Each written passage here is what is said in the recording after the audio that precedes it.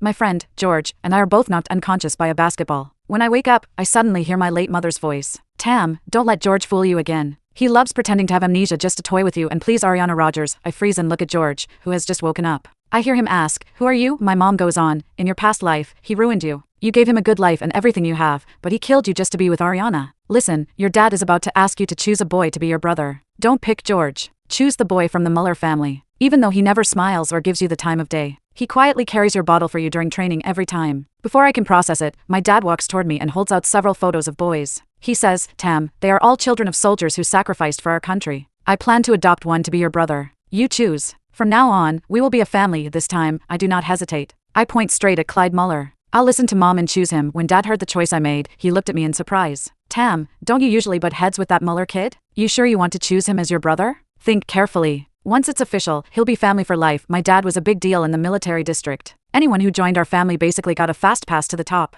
Ms. Carrie Sutton, George Greenberg's distant aunt, quickly stepped in. Tam, George just has temporary amnesia. He doesn't remember you right now, but didn't you love playing with him? Why don't we wait a few days? Maybe his memory will come back. Mom scoffed loudly in my head. What nonsense. In your past life, that little girl from the Rogers family tore your favorite bow. You barely said anything, yet George locked you outside. You stood in the rain for so long you almost got sick. In the end, it was that Muller boy who came looking for you with an umbrella. He kept saying what a hassle, but still draped his coat over you. Hearing that, something in my chest tightened. I didn't understand why mom kept talking about the past life, but every word weighed on me, like something heavy was pressing against my chest. Besides, Ariana Rogers had always been the person George cared about most. They were always playing house together, and I was the one left out. Dad, I've decided. I want Clyde Muller as my brother, I said firmly. Dad put the photos away and gently ruffled my hair. All right. I respect your choice. In 2 days, I'll host a dinner and make it official. Mom let out a long breath. That's more like it. My girl will grow up safe this time. After Dad and the others left to talk, I changed into one of my dresses and went out for some air. The moment I opened the door, I saw 3 familiar figures standing in the hallway. They were the kids I always played with, and the ones Dad had been considering adopting. George was there too. Clyde wasn't.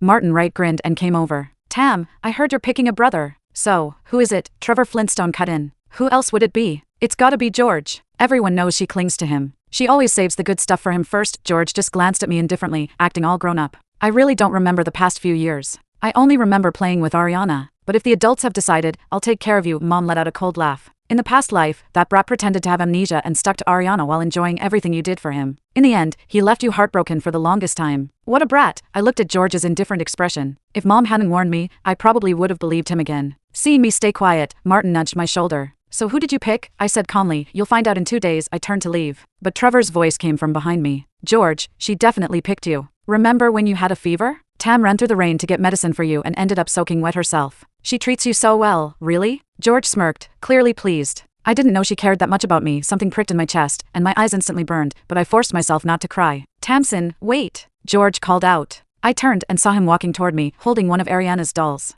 I know you picked me, he said. I'll be your brother, but I hope you won't interfere when I hang out with Ariana. I looked at him seriously. Didn't you lose your memory? How are you so sure I picked you? George frowned. Everyone says you like hanging out with me the most. Who else would you pick? A wave of anger surged in me. So he knew all along how much I cared, yet he still treated my feelings like this. Don't worry, I won't cling to you anymore. You can spend all the time you want with Ariana. Honestly, I figured if he knew I chose Clyde, he'd probably be even happier. George froze for a moment, clearly surprised by how easily I agreed. I turned and kept walking. He instinctively reached out to grab me, but suddenly, a child's bicycle came wobbling straight toward me. The wheel slammed into my leg, and I fell hard onto the ground. My palms scraped against the rough concrete, the skin breaking open. Ariana jumped off the bike in a panic, her voice trembling and tearful as she rushed toward me. Tam, I'm sorry. I didn't mean to hit you. Before I could say anything, Mom's voice exploded in my head. That little actress. Last time, she also grabbed your swing first, then cried as if you bullied her. That idiotic George believed her every single time. Sure enough, seeing Ariana on the verge of tears, George softened immediately. It's fine, Ariana. It was just an accident. Tam won't blame you. He helped Ariana up, then turned to me with a look of annoyance. It's just a scrape.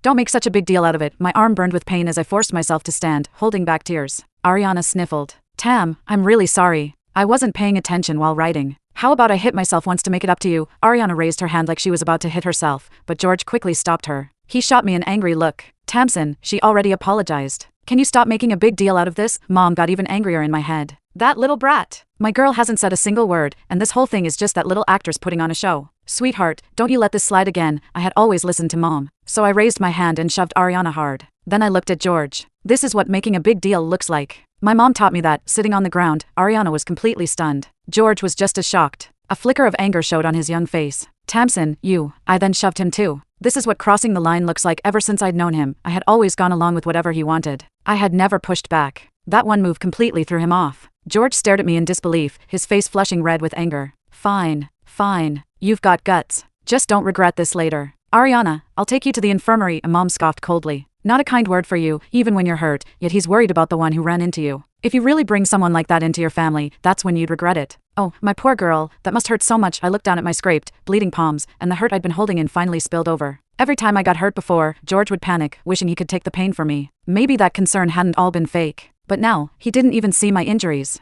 All he cared about was protecting Ariana. Even if he really became my brother, it would probably just end tragically all over again. The same way as Mom said. I wiped my tears and went to the infirmary to have a nurse treat the scrapes on my hands. A few nurses were gathered by the window, peering out toward the playground. Curious, I looked too. Ariana and George were hiding behind the basketball hoop, whispering to each other. Then, Ariana tugged on his sleeve, acting cute. George, if Tam finds out you pretended to lose your memory just so you could hang out with me, she'll definitely get mad. George casually ruffled her hair. So what if she gets mad? She likes me the most anyway. Even if I pretend not to remember, she'll still come begging to be my friend, in your dreams. Mom snapped in my head. My girl didn't pick you this time. Just wait until the announcement. You won't be so smug then.